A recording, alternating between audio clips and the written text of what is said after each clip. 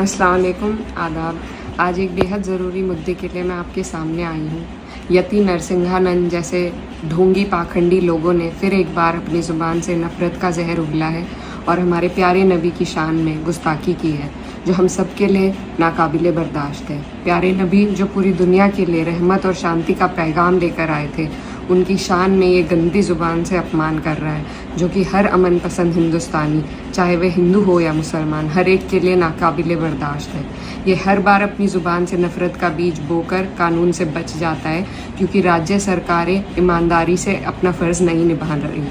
मैं केंद्र सरकार और राज्य सरकारों के ज़िम्मेदारों को ये कहना चाहती हूँ कि अब उनका ये ढुलमुल रवैया नहीं चलेगा।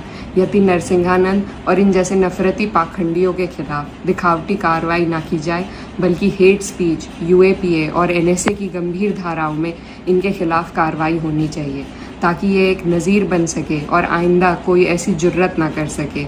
ऐसा ना होने पर हम संसद और सुप्रीम कोर्ट में हर मुमकिन कार्रवाई करेंगे, अपना विरोध दर्ज करेंगे और संविधान ने हमें जो सर उठा के जीने का अधिकार दिया है, उसे हम लेकर रहेंगे, हरगिज़ चुप नहीं बैठेंगे।